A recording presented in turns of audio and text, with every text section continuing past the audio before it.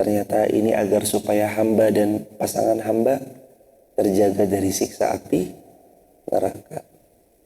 Kan kata Nabi gitu, siapa yang punya anak 3 ya Rasulullah, wafat sebelum balik, 3 ya menjaga engkau dari siksa api neraka. Ada ibu-ibu nanya lagi, ya Rasulullah kalau 2 gimana? 2 juga menjagamu dari api neraka. Dan bahkan riwayat ini diriwayatkan oleh seorang laki-laki yang beliau mengucapkan, kalau saya yakin kalau seorang ibu bertanya lagi kalau 1 gimana ya Rasulullah, Rasul juga pasti akan menjawab 1 juga. Sedih kehilangan seorang anak, itu pasti. Tapi kesedihan itu, kalau ternyata Rasul janjikan tentang diselamatkan dari siksa api neraka karena anak kita yang wafat sebelum balik itu kita lepas dengan ikhlas, kehilangan itu gak ada jemaah balasan terbaik. Dan kehilangan itu tidak ada yang sebanding dengan janjinya Rasulullah. Balasan terbaik tentang anak yang wafat sebelum balik akan menjadi penghijab bagi orang tuanya dari siksa api neraka. Apa kata Nabi? Anak kalian yang wafat sebelum balik, auqa maqal, maka menjadi penghalang bagi orang tuanya dari siksa api neraka. Bersyukur. Pada akhirnya nanti kita bersyukur. Ketika orang tuanya mau lewat jembatan Syirat, anak ini yang bilang kepada Allah, ya Allah itu orang tuaku, jangan masukin ke neraka ya Allah. Lalu anak ini yang dengan seizin Allah bisa memberi syafaat untuk orang tuanya. Dia jalan dengan cepatnya jemaah. Anak ini nolong. Bahkan termasuk keguguran? Ya, termasuk kata para ulama keguguran. Selama beliau ikhlas, semuanya akan jadi penolong buat beliau. Sedih bukan main jemaah. Ada adik kelas kami, orang Wonosobo juga, kelas 2 SMA. Beliau berpulang ke pangkuan Allah. Kecelakaan di satu daerah di Wonosobo. Kami jumpa dengan ibunda beliau. Masih terlihat gurat-gurat wajahnya itu berat jemaah. Berat. Kehilangan anaknya berat. Waktu demi waktu pun terlewati dan beliau masih, kalau anakku masih ada, anakku seumuran Ustadz Irfan hari ini. Kalau anakku masih ada, insya Allah bisa membersamai Ustadz Irfan di Wonosobo hari ini. Kalau anakku masih ada, kehilangan berat. Ditinggal wafat pasangan berat. Orang tua kita kembali kepada Allah berat. Tapi kenapa Allah datangkan itu? La yukallifu nafsan illa wus'aha. Allah tidak mungkin menguji kita kecuali kita mampu. Kenapa ujian berat itu di pundak kita dititipkan? Karena Allah melihat kamu yang mampu memikul beban ini. Maka wahai saudara-saudari sekalian, hamba-hamba Allah sekalian, yakin sama Allah. Ujian ini memang awal-awalnya berat ya Allah, tapi pelan-pelan hamba akan bisa menikmati dan melewatinya. Yakin sama Allah, ujian ini memang terasa gak mudah ya Allah, tapi pelan-pelan bantu kami untuk melewatinya dengan penuh kesyukuran dan kesabaran. Pada awalnya berat, hingga pada satu masa kita bersyukur kepada Allah telah pernah dititipi ujian dengan begitu hebatnya, dan kita jadi hamba yang lebih tangguh dari sebelum-sebelumnya, lebih sabar dari sebelum-sebelumnya, lebih syukur dari sebelum-sebelumnya. La tukallafu illa nafsak. Bebanmu tidak berat. Bebanmu sudah ditakar. Bebanmu tidak mungkin melampaui kemampuanmu. Cuman hawa nafsu kita yang bilang, gak mungkin bisa ya Allah. Cuman hawa nafsu kita yang terus-terus mengatakan, hamba nyerah aja ya Allah. Cuman bisikan syaitan yang terus menggoda kita untuk mengucapkan, saya mau mengakhiri hidup saya aja ya Allah. Kayak gitu godaan syaitan. Coba kalau jamaah berpikir, ini sayangnya Allah sama saya. Pasti Allah bantu, pasti Allah tolong, pasti Allah bersamai jamaah. Dan apa kata Nabi SAW? Nabi bersabda, yu'jibunil fa'lu. Wa mal fa'lu ya Rasulullah? Aku takjub kepada al-fa'lu. Lalu sahabat bertanya, wa mal fa'lu ya Rasulullah? Al-fa'lu itu siapa ya Rasulullah? Al-kalimatut tayyibah. Kata Nabi SAW, al-fa'lu itu adalah orang yang kalau berbicara selalu optimis. Udahlah nak, gak mungkin nak. Bukan itu. Al-fa'lu itu dia bilang kepada anaknya, bismillah ya nak, mama ikut mendoakan. Mungkin mama belum bisa membantu secara finansial, tapi mamahmu ini nak selalu mendoakan. Semoga berhasil anakku sayang. Doain anak.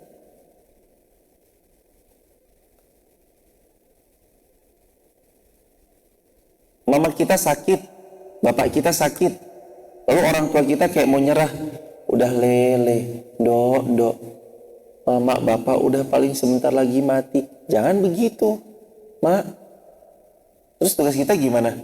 Enggak mak, mama insya Allah masih sehat. Ngelihat cucu-cucunya, ngelihat cicit-cicitnya mama nanti menghafal Quran. Mama sehat. Bismillah mak, nanti kita jalan-jalan ke tempat yang mama suka. Mama nanti mau makan apa, insya Allah kami siapkan. Mama sehat. Jadi orang tua kita yang udah merasa sebentar lagi, dikuatkan jemaah. Mama gak boleh bilang gitu ya, mama sehat. Insya Allah nanti mama ngeliat cucu-cucunya menjadi wisudawan, wisudawati, hafiz Quran 30 juz. Tuh disemangatin jemaah. La tukallafu illa nafsak. Tidaklah engkau dibebani kecuali engkau sudah ditakar kemampuannya sesuai dengan kemampuanmu memikul beban. Waharridul mu'minin. Nomor 2, kobarkan semangat untuk orang-orang yang beriman.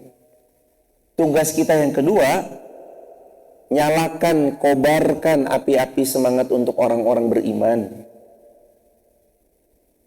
Tugas kita, semangatin mereka-mereka untuk mengenal Allah, kembali kepada Allah, memakmurkan rumah-rumahnya Allah, kembali ke masjid, menjalani hidup ini dengan penuh baik sangka kepada Allah, mengenalkan mereka pada baginda Rasulullah. Kobarkan semangatnya hadirin, suruh kobarin. Kita tahu betapa gak mudahnya kita menyemangati orang kalau kitanya dalam keadaan gak semangat. Kalau sekarang gini hadirin, kita mau nyemangatin orang, hidup kita aja gak bergairah, gak bersemangat. Gimana ceritanya jemaah? Gak bisa. Kalau kita mau mengobarkan atau mengkobar-kobarkan semangat pada diri orang, berarti kitanya juga harus semangat. Ya semangat hadirin. Lah gimana ceritanya? Kitanya lagi gak semangat, kita nyemangatin orang tuh gimana ceritanya? Kitanya harus semangat juga. Jangan jadi lilin, menerangi sekitarnya, tapi dia membakar dirinya sendiri. Tapi jadilah bohlam. Dia menerangi sekitarnya tanpa membakar dirinya sendiri. Nyemangatin orang, kitanya juga harus lebih semangat dari orang yang kita semangati atau sama energinya. Semangat, Iris, semangat. Kitanya juga semangat. Kalau kita nggak semangat, Iris, semangat hadirin. Tapi saya lagi ada masalah keluarga, masalah di tempat kerja, masalah sama pasangan, masalah sama anak. Walaupun kita lagi punya masalah, tapi kita punya sikap untuk membawa masalah itu bukan di hadapan teman-teman kita, tapi mencukupkan masalah itu selesai di atas sejadah. Sikap seorang muslim, dia tampil di depan umum, ketemu teman, karib kerabat, teman kantor, teman kerja, pasangan, anak-anak. Dia nggak membawa beban yang selama ini dia pikul. Yang dia bawa adalah, kata Nabi, la tahkiranna minal ma'rufi syai'a walau antalqa akhaka biwajhin talik. Antalqa akhaka biwajhin talik. Dia ketemu saudaranya dengan wajah yang sumringah, senyum. Nabi bersabda, tabassamuka liwajhi akhika laka shadaqah. Karena senyummu untuk saudaramu dihitung sedekah. Ketemu saudaranya senyum. Nggak ada wajah-wajah bermuram durja gitu, nggak ada. Cuma ketemu aja, ketemu sama teman, karib kerabat, orang-orang terdekat, senyum. Karena orang-orang terdekat itu tuh membawa energi dari apa yang kita berikan pada mereka. Kalau kita berikan, kenapa sih? Iya ya, malas juga ya. Dia ke bawah. Tapi kalau kita memberi senyum, dia ikutan senyum. Enggak bu, enggak. Senyum itu nular jemaah. Harridil mu'minin. Semangati orang-orang beriman. Kita butuh disemangati. Yang pertama dari diri kita sendiri, yang kedua dari orang-orang terdekat. Kita butuh disemangati, yang pertama dari diri kita sendiri, yang kedua dari orang-orang terdekat. Yang paling harus bisa menyemangati dirinya adalah dirinya sendiri. Kalau ternyata orang-orang terdekat nggak memberi semangat. Karena orang-orang macam-macam sikap sifatnya. Ada orang-orang terdekat ngelihat saudaranya terbang tinggi, dia malah mau menarik kaki saudaranya supaya terjatuh dan nggak terbang tinggi. Itu ada. Ada orang-orang terdekat yang sifatnya gibahin, gunjingin orang yang selama ini sedang berproses jadi lebih baik. Ada. Jadi kalau kita nggak dapat support system dari orang-orang terdekat, yang harus mensupport diri kita itu siapa? Itu jawabannya, diri sendiri. Waharridil mu'minin. Wahai orang-orang beriman, kobarkan semangat-semangatmu itu. Berawal dari siapa? Diri sendiri. Kobarkan semangat dalam dada kita. Diri sendiri yang mengobarkan. Hadirin, kalau jamaahnya kalau diri kita sendiri, kalau jamaah diri kita sendiri maksudnya sudah berkobar-kobar semangat, matanya berbinar-binar menjemput kebaikan, insya Allah jamaah, insya Allah siapapun yang ada di dekat kita akan terbawa atmosfer semangatnya, karena kitanya semangat. Udah ke bawah tuh pasti jemaah, karena kitanya semangat. Tapi kalau kitanya udah lemah, lemes, orang-orang juga bingung. Orang-orang mau ikut semangat tapi yang lain lemas, akhirnya loyo. Tapi kalau kobaran mata berbinar-binar penuh dengan semangat, penuh dengan optimisme, gimana, bisa nggak? Bisa. Siap nggak? Siap. Insya Allah ada ya? Ya siap, oke. Bisa insya Allah. Begitu hadirin. Waharridil mu'minin. Qumu ila jannah arduhas samawatu wal ard. Waktu Nabi SAW berjumpa sama para sahabat, yang para sahabat ini mau masuk ke medan Badr. Dalam riwayat Imam Muslim, riwayat Imam Ahmad, riwayat Imam Muslim, mohon maaf, Nabi mengatakan, "Qumu ilal jannah." Ayo berdiri, berdiri, berdiri. Kalian mau masuk surga. Ayo berdiri, berdiri. Qumu, berdiri semuanya. Ilal jannah. Ayo kita sambut surganya Allah. Jannatin arduhas samawati wal ard. Surganya Allah, ayo kita sambut. Surganya Allah itu luasnya seluas langit dan bumi. Qumu ilal jannah. Nabi membangkitkan semangat sahabat seolah adalah orang yang paling optimis masuk ke dalam surganya Allah. Dan memang harus begitu orang-orang beriman. Qumu ilal jannah.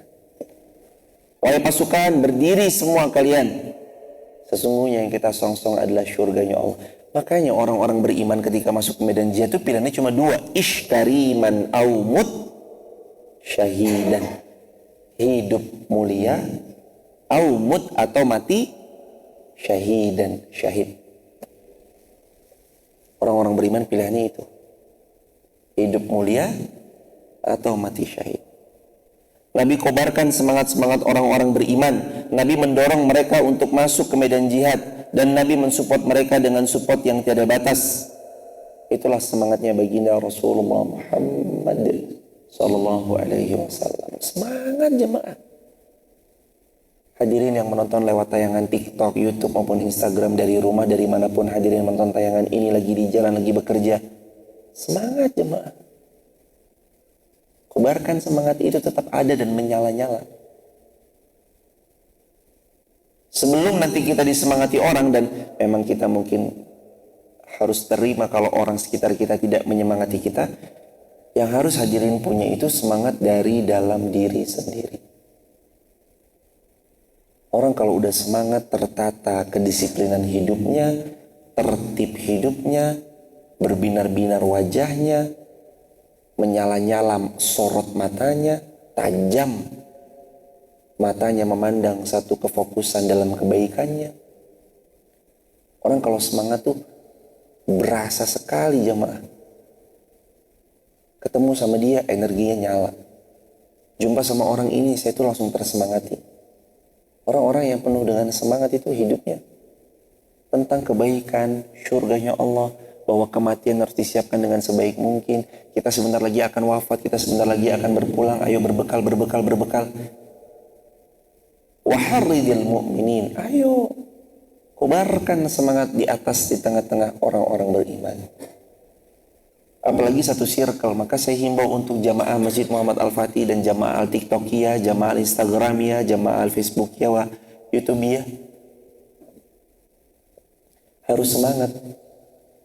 Sholat yang semangat, puasa yang semangat, sodako yang semangat, ngaji yang semangat, nyatet yang semangat, share kebaikan yang semangat. Ada video pendek, harus bismillah berbaik sangka, mudah-mudahan ini jadi wasilah datangnya keridhaan Allah buat hidup saya. Bismillahirrahmanirrahim, ya Allah, ridho ilahi Allah.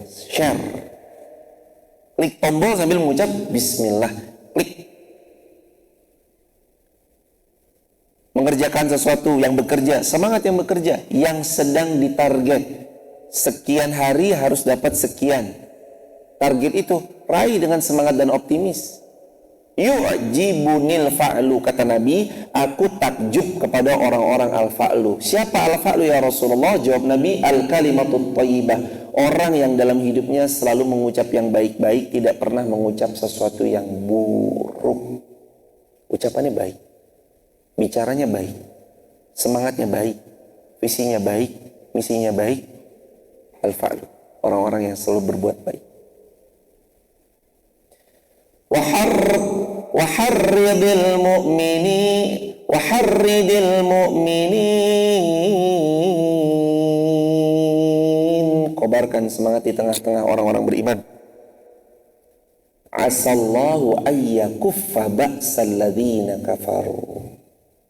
Kalau kalian semangat, mudah-mudahan Allah akan mematahkan serangan orang-orang yang kufur. Kalau kalian semangat, patah musuh-musuh Allah itu. Kalau kalian semangat, lemah musuh-musuh Allah itu. Kalau kita semangat, orang lain yang berusaha menjatuhkan kita juga ngeper melihat semangat Anda, hadirin. Kalau Anda berkobar-kobar, orang yang berusaha memfitnah Anda juga ngeper ngelihat kobaran semangat Anda yang tiada padam. Tapi kalau Anda dapat fitnahan yang pertama, Anda udah ngelokro, kena gibahan pertama, Anda sudah sibuk dengan gibahan itu, bukan malah sibuk dengan visi misi baiknya Anda, dia malah seneng. Haters itu, pembenci itu, senangnya mereka itu bila ditimpali. Pembenci itu senangnya bila ditanggapi. Makanya bagaimana cara menyikapi pembenci terbaik? Diamkan. Caranya gimana? Diamkan. Gimana cara menyikapi pemfitnah terbaik? Caranya diamkan. Menghadapi penggunjing, cara terbaiknya adalah dengan diamkan. Udah, diamin aja jemaah. Diamin. Gak usah ditanggapi, gak usah diambil hati. Karena kalau kita melakukan itu, dianya senang. Dia senang nanti. Tuh, kita ganggu begini, terpecah kan konsentrasinya. Kita bacain komentar-komentar miring satu persatu. Akhirnya kita yang sakit hati sendiri, hadirin. Karena kita bacain komentar-komentar miring itu, kita yang sakit hati sendiri. Akhirnya kita nggak fokus sama yang menjadi tujuan kita. Padahal Allah Subhanahu Wa Taala berfirman, "Waharridil mu'minin asallahu ayyukaffa ba'sal ladina kafaru." Kobarkan semangat-semangat kalian wahai orang-orang beriman. Kalau kalian semangat, Allah patahkan musuh-musuh kalian. Allah patahkan orang-orang yang kufur kepada Allah. Hidup ini main kuat-kuatan mental. Kalau mental kita nggak siap, mental kita dikalah atau gampang dipatahkan, gampang dikalahkan, dan kitanya tidak melatih mental kita untuk yang bersiap, baru dengan satu fitnahan dia gagal jadi orang baik. Cuma gara-gara satu fitnahan. Ini kan tentang mental. Berulang kali saya ucap jamaah, yang butuh dilatih bukan cuma fisik. Kita push up, oke. Kita sit up, oke. Kita lari pagi jogging, oke. Bukan cuma fisik, tapi catat baik-baik, bukan cuma fisik yang perlu dilatih. Mental harus dilatih. Terbiasa. Ketemu sama orang yang gak suka, harus terbiasa. Harus terbiasa ketemu sama fitnah-fitnah yang melesat kepada diri Anda. Harus mulai terbiasa. Harus terbiasa kalau ada orang gunjingin Anda dan Anda belajar berlatih. Oh, ya udah. Yuk, lanjut yuk bahas yang lain. Harus belajar terbiasa begitu. Mbak katanya, enggak. Oh ya, begitu ya. Oh ya, yuk bahas yang lain. Harus terbiasa kayak gitu jemaah. Easy going. Latih. Waharridil mu'minin asallahu ayyakuffa ba'sal ladzina kafaru. Kalau kalian semangatnya berkobar-kobar, orang-orang yang tidak beriman akan Allah patahkan sepatah-patahnya. Semangat jemaah. Jangan gampang drop mentalnya, dan mentalnya harus dilatih. Bukan cuma badan yang butuh push up, mental kita nih butuh push up, sit up, butuh jogging juga mental kita. Cara latih mentalnya gimana? Belajar berdamai kalau ketemu sama yang gak suka, memfitnah, menggibah, menggunjing, menjatuhkan. Berusaha memutarbalikkan fakta, playing victim. Yang salah dia, yang korban kita. Lah kok seolah-olah dia yang jadi korban, kita yang berbuat zalim sama dia. Itu namanya playing victim. Dia yang bawa kabur uangnya, dia yang cerita kemana-mana bahwa dia jadi korban, bla bla bla. Itu namanya playing victim namanya. Tapi harus siap. Ingat selalu, kalau Anda semangat berkobar-kobar, tidak ada yang bisa mematahkan Anda. Gak ada yang bisa matahin. Kalau kita yang semangat, berkobar-kobar semangatnya, gak ada yang bisa menjatuhkan, mematahkan, menghancurkan. Ingat jemaah, kapal itu tenggelam bukan dengan air yang ada di sekelilingnya, tapi kapal itu tenggelam sebab karena air yang masuk ke dalam kapal. Kapal tidak tenggelam sebab karena air yang ada di sekelilingnya, tapi kapal itu tenggelam sebab airnya masuk ke dalam kapal. kita tidak terjatuh sebab karena ucapan fitnahan orang lain. Tapi kita terjatuh sebab karena fitnahan yang mereka lesatkan itu dimasukkan ke dalam hati. Akhirnya mikirin terus. Mosok toh, kok aku gitu, kayaknya aku enggak deh. Udah gak usah dipikirin. Kalau enggak ya jalan aja. Kalau enggak ya pede aja jamaah. Wah itu pasti gini. Kalau enggak pede aja. Ibu, jenengan tuh dibilangin ngutang. Kalau kita nggak ngerasa ngutang, pede aja kali, biasa aja jamaah. Oh ya udah, jalannya terus. Orang kita nggak ngutang sama siapapun. Ini uang hasil jerih payah kita jualan nasi megono, tempe kemul, hasil yang halal. Kalau kita beli sesuatu disangka pesugihan, biarin aja, jalan terus jamaah. Jalan. Jalan terus jamaah. Faharridil mu'minin asallahu ayyakuffa ba'sal ladina kafaru. Kalau kamu semangat, orang-orang yang tidak beriman, Allah yang patahkan mereka. Ayyakuffa ba'sal ladina kafaru. Allah patahkan semangatnya orang-orang yang tidak beriman. Wallahu ashaddu ba'san wa ashaddu tankila. Dan Allah sangat besar kekuatannya. Tapi Allah juga sangat keras azabnya. Kekuatan Allah itu besar. Dan tidak ada yang bisa menyandingkan, menyaingi, mengalahkan kebesaran dari kekuatan-kekuatannya Allah. Dukun, sekeren, sehebat, sebagus apapun tidak akan pernah bisa mengalahkan Allah. Mau dia datangkan rambut-rambut yang ditebarkan, benang-benang, buhul-buhul yang dijatuhkan di depan toko kita. Mau rumah kita ditaruh semprotan-semprotan yang dia tiba-tiba semprotkan dari jarak yang cukup lumayan jauh. Kalau andanya menyiapkan diri anda dengan Al-Quran, ayat kursi, lindungi di rumah dengan setelan murotal 24 jam. Kasih diri anda kesempatan bersedekah. Kata Nabi, sedekahmu menolak bala. Mental insya Allah jemaah. Karena kekuatan Allah lebih kuat. Dan siapa yang bisa menandingi Allah? Gak ada. Siapa yang bisa mengalahkan Allah? Gak ada. Fir'aun aja yang bilang, qala ana rabbukumul a'la. Aku Tuhanmu a'la yang paling tinggi. Apakah terus kemudian Fir'aun berhasil mengalahkan Allah? Tenggelam. Namrud mengatakan, aku qala ana uhyi wa umit. Kata Namrud kepada Nabi Ibrahim. Wa qala Ibrahimu. Ketika Nabi Ibrahim berkata,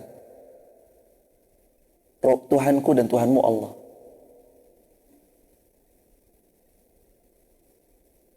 Qala ana uhyi, Allah itu yuhyi wa yumit, menghidupkan dan mematikan.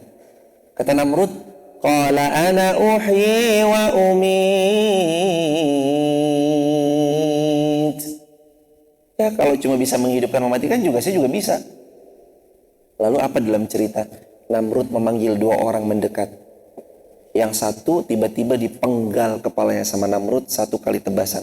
Terus langsung mati di tempat. Yang satu hidup lalu dibiarkan lagi beraktivitas. Kata Namrud, qala ana uhyi wa umit. Hei Ibrahim, Tuhanmu kan menghidupkan mematikan. Coba lihat. Kamu lihat barusan?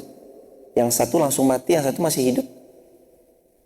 Tapi Ibrahim bukan orang biasa. Ibrahim adalah hamba Allah yang cerdas. Kata Nabi Ibrahim, fa innallaha ya'ti bisyamsi minal masyriq fa'ti biha minal maghrib. Tuhanku dan Tuhanmu Allah, wahai Namrud. Tuhanku dan Tuhanmu itu Allah, wahai Namrud. Allah adalah zat yang menerbitkan matahari dari timur, menenggelamkan di barat. Kalau kamu ngaku Tuhan, coba terbitkan matahari sekarang juga dari barat, lalu tenggelamkan di timur. Terus apa kata Fir'aun? Apa kata Namrud? Fabuhital ladzi kafar. Semakin congkak lagi ingkarlah Namrud. Ini loh orang-orang yang ngaku kuat, lebih kuat daripada Allah, bisa menghidupkan, bisa mematikan, katanya bisa menjadi Tuhan dan segala macam-macamnya. Katanya dia setara dengan Allahnya. Endingnya diapain sama Allah? Mati, cuma gara-gara nyamuk atau lalat yang masuk ke dalam hidungnya, lalu bersarang di kepalanya. Mati cuma gara-gara lalat. Ngakunya laki-laki yang paling kuat, bisa menandingi kekuatannya Allah. Ternyata matinya cuma gara-gara hal yang sepele, lalat. Wallahu asyaddu ba'sa wa asyaddu takila. Allah sangat besar kekuatannya dan tidak ada sesuatu pun yang dapat menandingi Allah. Kalau dalam Al-Quran surah Al-Ikhlas, Qul huwallahu ahad Allahus samad lam yalid walam yulad. Nah, berikutnya apa? Walam yakul lahu kufuwan ahad. Tidak ada satupun yang bisa menandingi Allah. Gak ada yang bisa. Jamaah mau berusaha menandingi Allah, gak bakal bisa jamaah. Gak bisa kita menandingi Allah tuh, gak bisa hadirin. Allah sangat besar kekuatannya. Wa asyaddu tangkilah, dan Allah sangat keras azab dan siksanya, keras, bukan main keras. Itu hadirin jamaah sekalian yang dimuliakan Allah Subhanahu wa taala.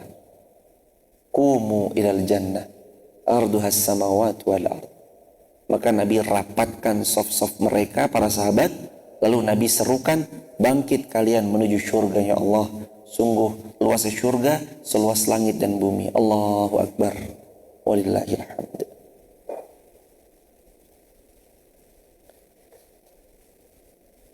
Rasulullah juga pernah bersabda, barang siapa yang beriman kepada Allah dan Rasulnya, mendirikan sholat, menunaikan zakat, puasa di bulan Ramadan, maka menjadi kemestian bagi Allah memasukkannya ke dalam syurganya Allah. Sholat, puasa, zakat, kalau mampu berangkat haji. Kata Nabi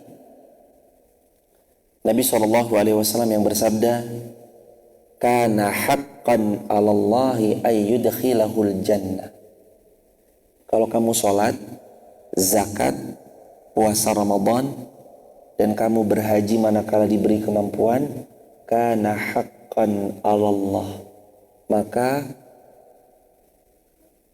adalah kewajiban bagi Allah memasukkan hambanya yang menunaikan hal-hal tadi ke dalam syurganya Allah. Maka adalah kemestian, mesti bagi Allah. Maka adalah kemestian bagi Allah untuk memasukkan mereka ke dalam syurga. Itu jamaah. Salat, puasa, zakat, haji bila mampu.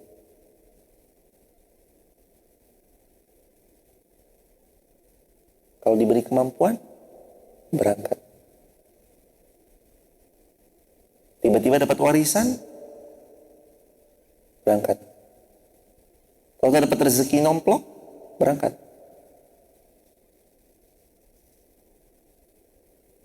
Berapapun nominal yang kita keluarkan untuk mengunjungi rumahnya Allah, ke Baitullah, Allah akan ganti jemaah.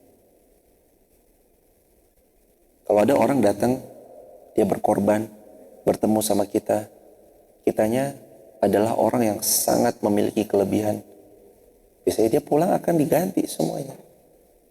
Ibu maaf tadi kesini habis berapa? Oh habis sekian. Ya udah ibu ini tolong dibawa pulang. Masa iya kita berkorban untuk Allah, Allah nggak mengganti? Nggak akan pernah mungkin. Allah nggak mungkin jemaah. Allah pasti ganti berapapun biaya yang dikeluarkan untuk berhaji ataupun berumrah.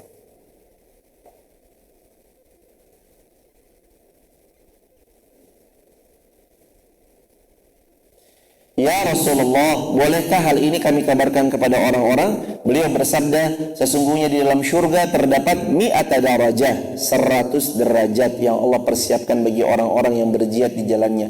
Jarak antara satu derajat menuju satu derajat yang lain, laksana jarak bumi dan langit. Allah.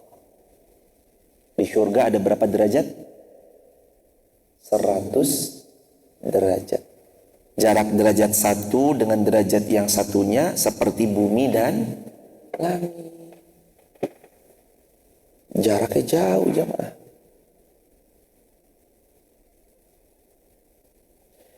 Jika kalian memohon kepada Allah, maka mintalah surga Firdaus, karena Firdaus adalah surga yang paling tinggi dan di atasnya ada Arsy Ar-Rahman. Ada Arsy Ar-Rahman. Kata Nabi, فَإِذَا سَأَلْتُمُ اللَّهَ فَاسْأَلُوهُ الْفِرْدَوْسِ فَإِنَّهُ وَسَطُ الْجَنَّةِ وَأَعْلَى الْجَنَّةِ وَفَوْقَهُ عَرْشُ الرَّحْمَنِ وَمِنْهُ تَفَجَّرُ أَنْهَارُ الْجَنَّةِ. Kalau kalian minta kepada Allah, Nabi menganjurkan mintanya spesifik atau tidak? Spesifik. وَإِذَا سَأَلْتُمُ اللَّهَ فَاسْأَلُوهُ الْفِرْدَوْسِ. Kalau kalian minta surga, mintalah surga Firdaus. Ya Allah, masukkan kami dalam surga Firdaus. Masukkan kami semua jamaah offline online ke dalam surga Firdaus. Masukkan kami semua ke dalam surga Firdaus. Tak semua. Surganya surga Firdaus. Kana a'lal jannah, karena surga Firdaus itulah surga yang paling tinggi. A'la, paling tinggi.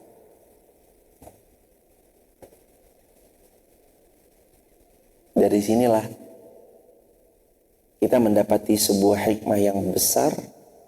Sesiapa yang hendak meminta kepada Allah, haruslah dia meminta dengan spesifik.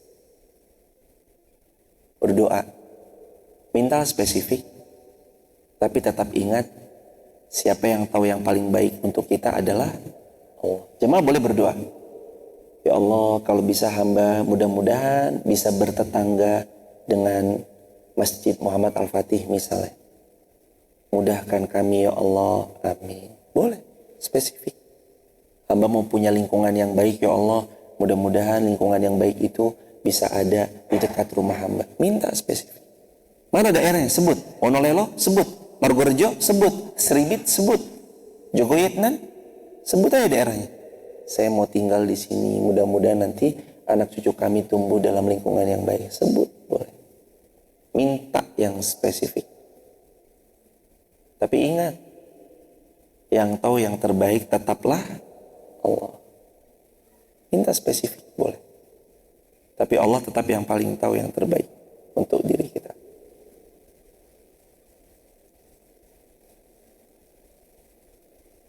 Jamaah sekalian dirahmati Allah Subhanahu wa taala, ini yang mungkin dapat disampaikan. Ingat selalu bahwa Allah tidak mungkin membebani. Jadi ada beberapa poin ya. Poin yang pertama, Allah tidak membebani kita kecuali sesuai dengan kemampuan kita. Yang kedua, waharridil mu'minin, kobarkan semangat untuk orang-orang yang beriman. Jadi orang beriman itu harus terus semangat. Yang ketiga, karena kalau kita semangat, Allah pasti akan mematahkan orang-orang yang tidak beriman. Kitanya semangat dulu. Orang-orang yang berusaha zalim akan Allah yang mematahkan. Wallahu asyaddu ba'saw wa asyaddu tankila. Dan Allah sangat besar kekuatannya dan Allah tidak mungkin terkalahkan. Tidak terkalahkan. Tapi wa asyaddu tankila, Allah juga sangat keras siksanya atau azabnya. Dan kata Nabi, kalau berdoa, kalau meminta surga, mintalah surga Firdaus. Minta yang spesifik. Begitu hadirin jamaah yang dirahmati Allah Subhanahu wa taala. Baik, sampai sini jamaah, besok kita lanjut ayat yang ke-85. Sebelum lanjut ke ayat 85, artinya besok kita lanjut ayat 85, kita membuka tanya jawab. Tapi sebelum tanya jawab, buat teman-teman di TikTok, YouTube, dan Instagram, kalau ada yang berkenan untuk bergabung di grup WhatsApp kajian kami, silakan tap link di bio, sebut nama, asal kota, asal negaranya. Dan bila mana di antara sahabat-sahabat sekalian ada yang mau bertanya, sematkan di kolom komentar. Kita akan buka sesi tanya jawab. Waktu dan tempat dipersilakan. Fadhol hadirin. Ada yang mau didiskusikan? Kalau nggak ada dari Instagram ada mas, silakan.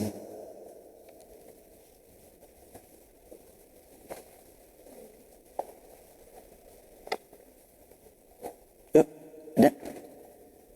Bismillahirrahmanirrahim. Waalaikumsalam. Instagram dari akun Vini Rahmi. Ustaz, maaf, agar suami bisa bangun sholat subuh, apa istri ikut berdosa kalau tidak dibangunin?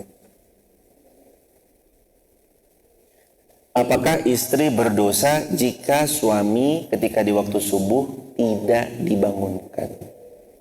Allah berfirman dalam Al-Quran, "Ala taziru waziratu wizra ukhra." Memang ini prinsip dasar, seseorang tidak memikul beban dosa yang dilakukan oleh pihak lain. Itu prinsip dasarnya. Kita tanggung jawab sendiri. Dikuatkan dengan ayat lain, likulli imri'in minhum yawma idzin sya'nui yughni. Setiap orang bertanggung jawab dengan dirinya masing-masing.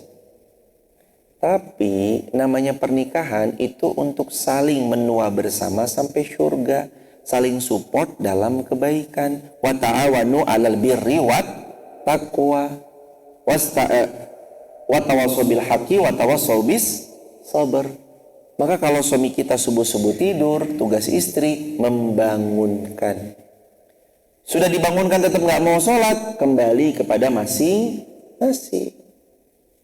Yang penting tugas istri membangunkan, mengingatkan, mengajak dalam kebaikan, terus memberikan keteladanan dalam kebaikan.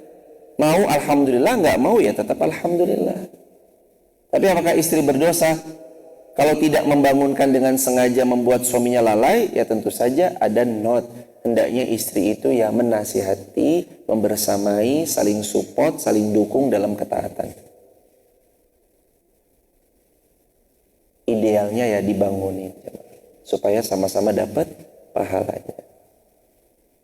Saling support dalam kebaikan harus ada dalam rumah tangga setiap hamba. Barakallahu fikum. Ada lagi silakan, fadhol.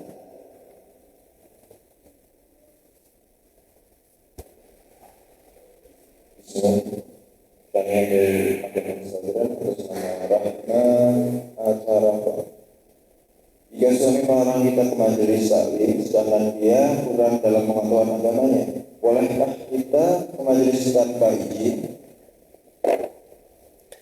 Semoga Allah memuliakan akun Rahma At-Tarafa sekeluarga besar dan seluruh kaum muslimin dimuliakan Allah. Bolehkah perempuan ke majelis taklim tanpa izin dari suaminya, sebab karena suaminya melarangnya ke majelis taklim dan suaminya suruh ngajarin juga nggak punya ilmunya?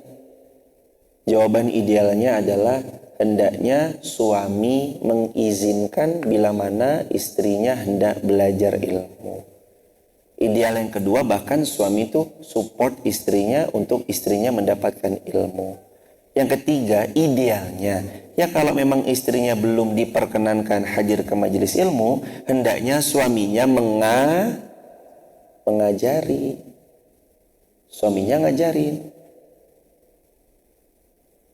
Hendaknya begitu idealnya. Lah kalau suaminya nggak ngerti ilmu tapi melarang juga, bolehkah tanpa izin? Tidak boleh. Baiknya tetap harus izin dari suami. Lah terus saya mau dapat ilmu gimana caranya? Live streaming. Mas, gimana caranya? Live streaming. Caranya live streaming aja deh. Hari ini Allah kasih kemudahan. Aduh nggak punya TikTok, live streaming Instagram. Nggak punya Instagram, YouTube. Nah kalau nggak punya tiga-tiganya, ya udah radio. Tapi kayaknya nggak ada jamaah yang sekarang nggak punya YouTube, kayaknya nggak ada. Ya minimal kalau TikTok nggak punya, Instagram nggak punya ya YouTube lah. Tapi kan untuk apa itu dipunyai kan tergantung. Dia punya TikTok tergantung buat apa. Ada yang buat menjauh dari Allah, ada yang buat mendekat kepada Allah. Tinggal pilihannya ada di kita aja. Gitu aja deh. Jadi intinya kalau istri tidak izin suami itu dilarang. Jangan, izin. Mau ngaji, izin. Kalau nggak diizinin, jangan maksa. Udah, di rumah aja. Terus, live streaming dari rumah. Dan hari ini jamaah banyak. Mau dapat ilmu dari mana aja banyak. Gampang. Aduh, saya ketinggalan karena waktunya nggak bisa, nggak cocok. Ada siaran ulangnya. Gampang kok. Hari ini siaran ulang banyak di mana-mana. Tapi yang jelas kita harus waharridil mu'minin. Harus kobarkan semangat. Harridil mu'minin. Harus semangat jemaah. Jangan sebab karena nggak diizinkan terus kita jadi males. Alah, saya nggak diizinin.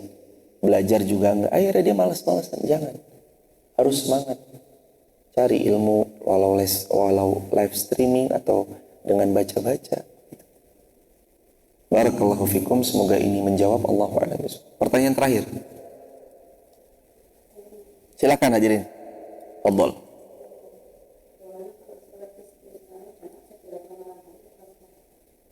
Salat istikharah itu dilakukan malam hari atau siang hari? Jawabannya, semoga Allah memuliakan ibu yang bertanya suara besar dan seluruh kaum muslimin dimuliakan, diberkahi Allah segala urusan-urusannya. Jawabannya, sesiapa yang dia mendapati hendak sholat istikharah, boleh dan bebas dia sholat kapan saja di luar waktu yang diharamkan. Mau pagi boleh, waktu duha istikharah, atau mau malam hari boleh istikharah. Nanti akan dapat jawaban dari 3. 1, informasi. 2, kemantapan hati. 3, lewat mimpi. Jadi kalau jemaah, kok saya belum mimpi Ustadz? Bukan berarti belum dijawab. Coba lihat, ada informasi yang masuk nggak? Katanya jenengan mau buka di sini ya. Jangan buka di situ deh, soalnya di situ tuh tempatnya tuh kurang bagus. Oh, itu informasi. Sebenarnya informasi itu jawaban istikharah. Anaknya ibu mau nikah, tapi ibu dapat info, Bu, katanya anaknya jenengan mau ngelamar Mbak Fulan ya. Ibu dapat info, wah bagus itu Bu, kalau Mbak Fulan emang solihah. Oh, beliau mah emang orangnya nggak neko-neko. Itu info itu ya jawaban istikharah. Informasi, mimpi, satu lagi apa? Kemantapan hati. Salah satunya cukup, atau 3-tiganya ya boleh. Mimpi, informasi, kemantapan hati. Mantapnya hati itu gimana? Ada perasaan muncul, mantep, cocok, mantep, budal, jalan, berangkat kita. Mantep nggak nak? Mantep mak, berangkat. Mantep nggak mak? Mantep nggak nak? Ntar dulu deh mak. Nah, istikharah lagi. Istikharah itu sebenarnya beginilah jadi. Namanya sholat sunnah sih ya boleh banyak-banyak. Tapi kaidah istikharah itu lakukan sekali, tunggu jawabannya. Sekali tapi khusyuk gitu. Saya kok udah Ustadz sebulan kok belum ada jawaban-jawabannya. Lah baru lakukan lagi. Intervalnya biarkan istikharah itu lalu datangkan jawaban kepada apa yang dihajatkan. Kalau belum, udah lama nih Ustadz kok 3 minggu kok belum juga ya. Itu gimana ya? Dah istikharah lagi ntar. Jadi biarkan dulu. Jadi pagi istikharah, sore istikharah lagi ya boleh-boleh aja. Malamnya istikharah, ya boleh-boleh aja, namanya sholat sunnah ya kan. Tapi para ulama lebih condong kepada istikharah 1, tunggu dulu. Nanti udah dapat jawaban atau belum, tunggu intervalnya, kasih beberapa jeda agar istikharah kita menjawab semua yang dihajatkan oleh kita. Baru kalau belum datang jawaban, istikharah lagi. Gitu jemaah. Istikharah jawabannya lewat 3, informasi, mimpi, satu lagi apa? Kemantapan hati. Mantap hatinya. Gitu aja. Subhanallah. Mau bertanya Mas Hari? Oh enggak. Baik, kita akhiri dan alhamdulillah. Alhamdulillahirabbil alamin. Subhanakallahumma bihamdika asyhadu an la ilaha illa anta astaghfiruka wa atubu ilaik. Teman-teman di TikTok, YouTube, Instagram, kalau ada yang mau bergabung di grup WhatsApp Sahabat UIR, isinya adalah video pendek dakwah kami. Teman-teman nanti bisa sebarluaskan jadi jariah buat kita bersama mudah-mudahan, dan info-info tentang peluang-peluang kebaikan dan segala macam amal jariah. Teman-teman bisa tap link di bio, sebut nama, asal kota, asal negaranya, nanti langsung dijawab insyaallah. Atau save nomor WA kami 0812 13 60 7020. Barakallahu fikum. Subhanakallahumma bihamdika asyhadu an la ilaha illa anta astaghfiruka wa atubu ilaik. Assalamualaikum warahmatullahi wabarakatuh.